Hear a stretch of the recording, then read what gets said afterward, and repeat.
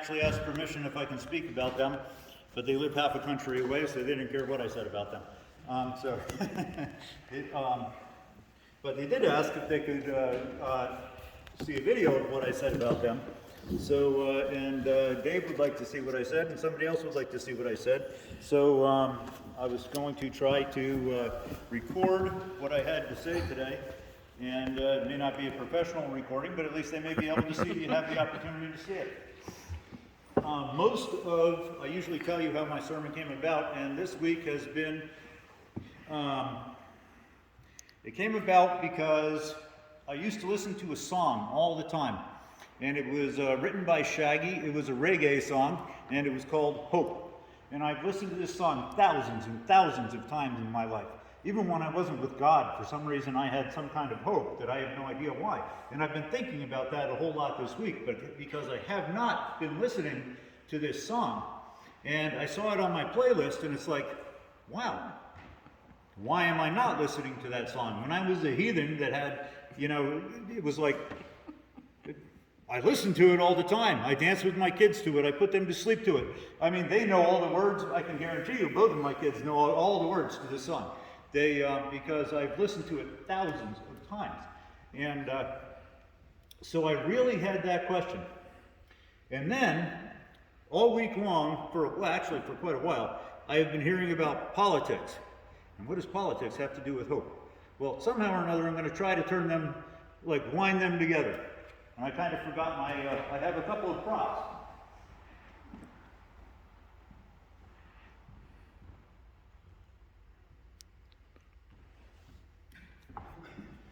I have heard so many times I should preach this or I should preach that, and I've had liberals tell me I should do certain things. And I can put on one of my Hawaiian shirts, and I can let my hair down, and virtually everybody that sees me thinks I'm a liberal pot-smoking hippie. Congratulations. Or I can take this off. I can wear this shirt that I used to love to wear to the brewery because it would really tick off the liberals. But I don't know if you can read it, but it's hard for me to read. 2 things every American should know how to use: the Bible and the guns. Neither of which are taught in schools. And yes, that's my opinion. And by the way, if I speak any kind of, I can also, if I got my hair cut and I put on my camouflage hat, I can truly look like a conservative now. It's like, so which one do you eliminate from going to heaven? Seriously. If we want to talk about hope, we need to have hope in everybody. Not hope in a liberal or a conservative. I've been told I should preach for or against gays, transsexuals, not necessarily by people here, but maybe by people in other places. Last night I was told that I should have a sermon called Preaching Against 300-Pound Libtards. It's like, really? Where are we going with this? I forgot my other prop. I have a magnet on both my car and my big van that says, "Love not hate makes America great." And it has an elephant on there and a donkey on there. And the concept is the only way that we are going to work in politics is to have hope together in God. Not in what we try to stand for, not in foolishness, but to work together, to move forward. And the person that I was talking about, that I asked permission if I can talk about them, they were a friend of mine from high school. I knew her very well. I dated her for 2 years in high school, over 2 years probably in high school. And in springtime, I got a phone call from a friend of mine that I haven't talked to since high school, and ironically enough, he dated her for a few years after I dated her, and he said, have you talked to her, because she's having a whole lot of problems and this and that, and it's like, I haven't talked to her. He said, well, he's done talking to her because she is so liberal and so ridiculous that she takes everything so far And not only that, she's an extreme alcoholic. She was on cocaine, and yet she's making $120,000 a year as a psych nurse. Go figure that out. So I figured, okay, this may be some kind of a thing that, maybe I need to talk to her. So I messaged her on Facebook, and we started communicating, and at first it was rocky. And when I say rocky, I mean like, wow. She was extreme as far as liberal goes. Extreme, extreme, extreme. And I kind of felt like it was my job to make her not so extreme. But then, with praying to God and with finding those magnets, and love not hate makes America great, the concept that I started to get, that I felt like was coming from God, was that faith, hope, and love are what we need to focus on. My job is not to straighten out this woman's thoughts as far as her liberal thoughts go. Not my problem. Just like it's not my problem to fix her drinking. It's not my problem to fix that she was doing coke. Not my problem. My problem is to introduce her to God. And though she said she knew God, she didn't know God. Frankly, she didn't.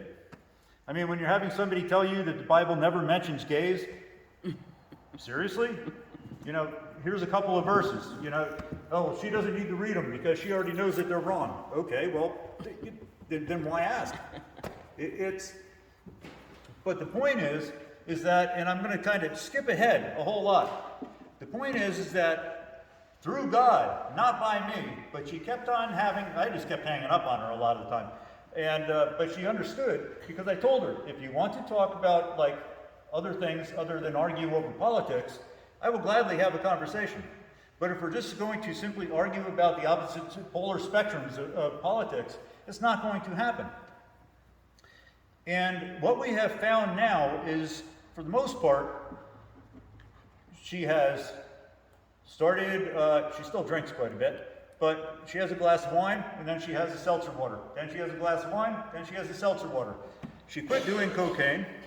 She started hiking at least a couple of days a week. Her relationship with her boyfriend has abounded. Her relationship with God has abounded. And we can actually have a conversation on the phone and not talk about politics. In fact, it went so far that she told me last week that she was going to strive not to yell at me about politics for a month. And I said, and I'm supposed to test you on this? And she's like, I'm like, there's no way. So I waited like 10 minutes into the conversation, and I started telling her how Trump is such an awesome person and how he has to be the next president and everything else. And amazingly, she didn't respond. And when we keep on talking about the transforming of the mind, this is the point. She has grown, and not by me, but she has grown. And I talked to Floyd and asked his opinion if I should tell this story. And Floyd said, well, people don't want to hear about you, they want to hear about God. Well, I'm not talking about me. I'm talking about what God did with this woman who lives out in Colorado and I'll probably never see again. I haven't seen her since like 1987. But the thing is that it's how we can help people. It's how we can show people hope. God gives us that hope. After I had an experience with God in 2006 and I moved into my truck because I felt like God was leading me there, the one thing that God taught me over and over again was to have hope. It wasn't to have hope to have a place. It wasn't to have hope for anything. It was just to have hope in Him. That if I pray for it, God will answer it. And that's a hope that any of us can have. All of us can have. God will answer. It may be no. And you may go on and on and on. I'm still waiting for 17 years. And sometimes I'm really ticked off at God because I want what I want. But He hasn't given it to me. So I need to keep on striving and keep on hoping in God not necessarily that I get what I ask for, but I need to hope in God that I can keep on moving forward and keep on loving people and keep on doing what I need to do and not let that thing that is basically irritating me with God get in the way of our relationship. Because through that, he is teaching me how to be more like his son. And I got to say, the sermon's going better than I thought it was, because so far this week it has been a long week. And I even said to Floyd on Thursday, it's like, man, I thought I had something and I got nothing. I mean, I'm like back to square one. I am and this morning, it's like, I wrote all kinds of notes this morning. I was up early just so I could take notes. Another name of this sermon, it's called Hope. It's called Politics. It's called Letting Each Other Be Who We Are. It's called Changing the World. Because the thing is that there's so many churches that have, everybody's supposed to think, they're supposed to think this. Boom, they're supposed to think this. And it's like a cookie cutter, and everybody's supposed to look the same and be the same. But we watch Jesus Revolution movie, and we see what is the difference. The difference is that they took a whole bunch of hippies that did drugs and tried to love each other and did everything else, and they just loved them. And God did the rest. The people at the church didn't do that stuff. So if you saw that movie, the people at the church were not the people that changed the world. It was God that changed the world. The people just allowed God to do it because they loved him.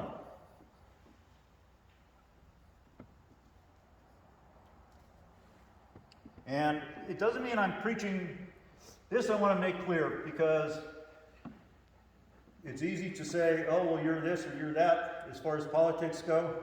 Frankly, I'm really neither. I know what I believe in. I believe in this. If you have a problem with that, I hope you don't take an issue against it. Because no matter who you are, my job is to love you. And it doesn't matter, I've heard, oh, well, you're a pastor, this is your job. No, correction.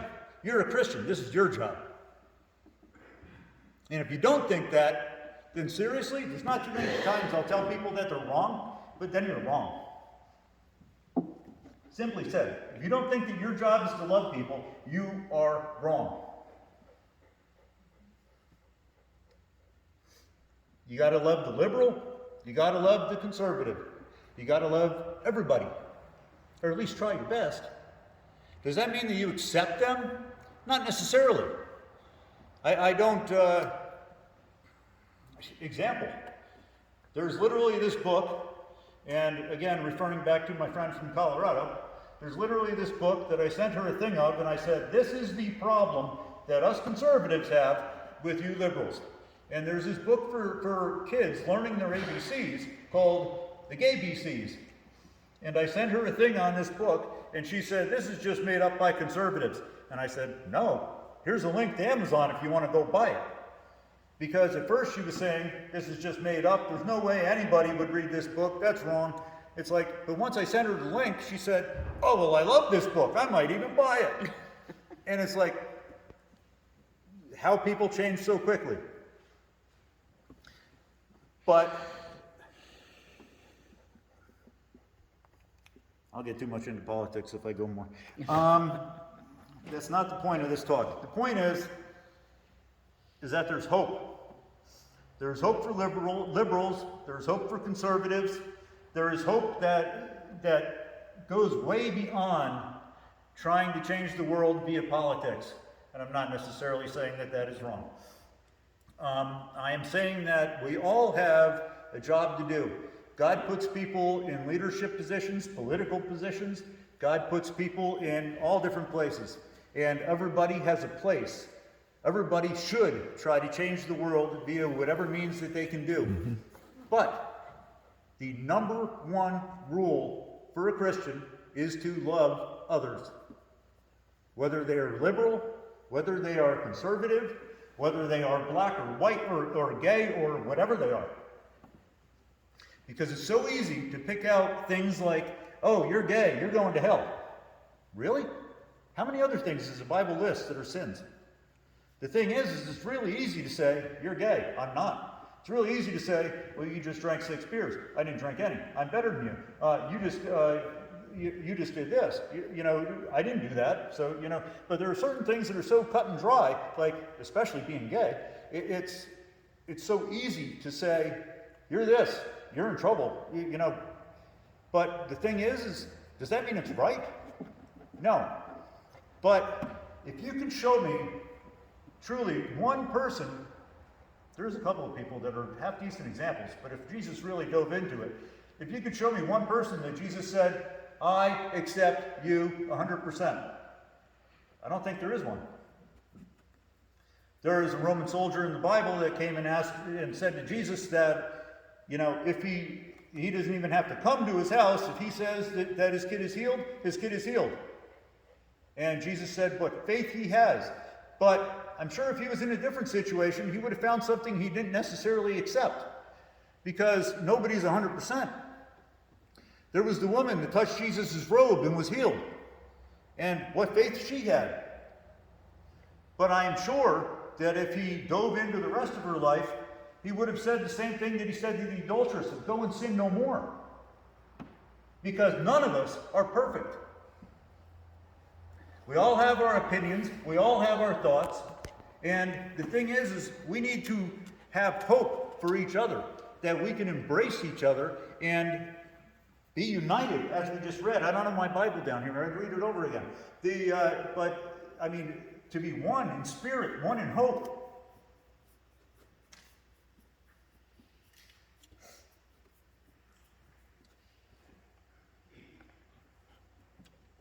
I was once asked when I was at the brewery, I was asked about why, I was in this conversation with these people that were sitting there drinking a beer at the bar, and I was asked why I picked Christianity out of the various religions.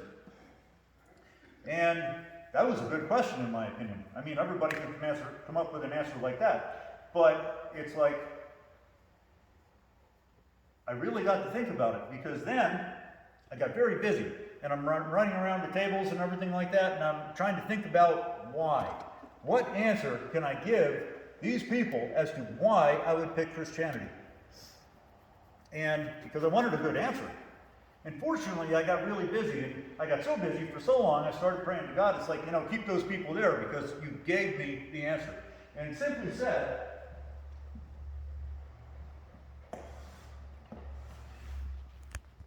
I drew a line.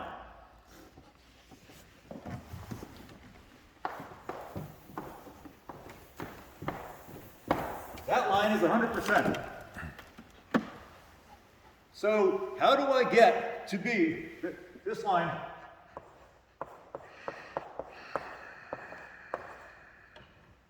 That line is Jesus. 100% closeness to God.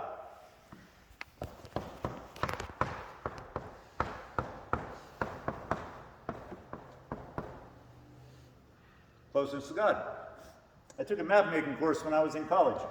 If you're going to make something like a map, then you have to define what you're doing. We got closeness to God. If I want to be like Jesus, if I want to be at 100%, does that mean that the example I gave was, well, if you're a Catholic, you might make it to 40%. And these are just numbers I'm throwing out there. If you're just following the exact Catholic way, if you're following the exact Methodist way, maybe you make it to 45%. If you follow the Episcopal way, maybe you make it to 46%. But the whole point is that you're still not to Jesus. If you decide that you want to be a Islam, Muslim, whichever one the actual religion is called, if you want to be that, maybe you can get somewhere in here. I don't know if you'd be there or if you'd be there. If you want to follow the normal Hindu rules, maybe you could be here or maybe you could be here. I don't know. My point is that, and my answer was, the reason why Christianity is because Jesus perfected our faith. And the Bible tells us that we can be like Jesus. And that should be our hope. That should be what we're striving for as Christians. To learn how to follow the man that perfected our faith. In my opinion, at least when I read the Bible, when I study the Bible, I try to find out how I can achieve what Jesus achieved. Who did Jesus love? For me, it all comes back to love, all of it, because that's what Jesus perfected. He perfected love. He perfected trusting in God, but all of that is encompassed by love. We got faith, hope. Every good thing that comes about is encompassed in the whole idea of love. If I love somebody, then I strive for all those things for them. All of them. So the reason why I pick Christianity, the reason why I would always pick Christianity, is because if I want to get here, the only way to do it is by going to Jesus. And He perfected the faith. There is no doubt that it's not following a church. It's not following Islam, Muslim, whichever one, Hindu. You could say that Gandhi got pretty far up there. You could say that Muhammad got pretty far up there. But the thing is that they were failing. They were missing the one thing that would have got them closer, and that is Jesus.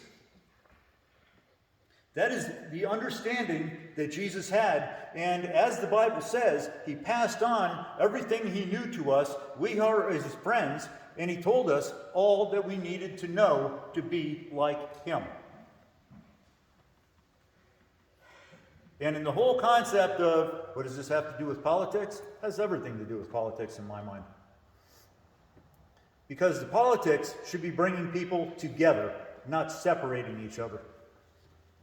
We should be loving each other. We should be caring about each other. We should not be trying to, and frankly, this is one of my problems with Trump. He divides so much into some of the things that he says. When you put down other people, you're not bringing people together. If Trump would just learn to shut his mouth, he would actually be a half-decent person. But he's never learned how to shut up. And sorry, you can get mad at me for certain things that I say, but try to listen to the whole and not listen to a piece of what I say. Because I am talking about politics, so I know somebody's going to have an issue with it. But listen to the whole, not to the pieces. Because I could say stuff against Biden, too, because I don't think he's the greatest person in the world either. But the point is to bring people together. And as far as I'm concerned about politics right now, what we need Jesus to come back, because I think he's the only one that can bring this country together. But the thing is that step by step, just like with the person from out in Colorado, we can allow Jesus to change people to not have their focus be on the left, the right, or anything. We could have the focus try to be on living life, being happy, trying to seek Jesus. Because when we seek Jesus, that's what we're going to be. We're not going to go out there crying the blues. We're not going to go out there dividing people. We're not going to be just being liberals. We're not just going to be conservatives. We're going to try to bring people together. And when we bring people together, that's when we change the world. That's what Jesus did. Time and again, he brought people together, people that were so different. The Apostle Paul was going out and he was essentially being a politician, and he was saying, you don't agree with what I think. I'm going to kill you. And then he'd go over to this town and he'd say, you don't agree with what I think. I'm going to kill you. And then he met Jesus, and he suddenly realized, I'm supposed to be loving these people that I've been killing. And that's the same thing that's happening in politics nowadays, in my opinion. The conservatives do it, the liberals do it, everybody's doing it. We need to learn how to rise above that. We need to learn how to become what we claim we are. We're Christians. Then we live love. It's really that simple. Nellie's yawning, so I think I'm supposed to be done. I have no idea how long I speak. I just talk. Anyway, that's the point. I hope I didn't talk too long. I hope my point is understood. I hope my political stance is understood.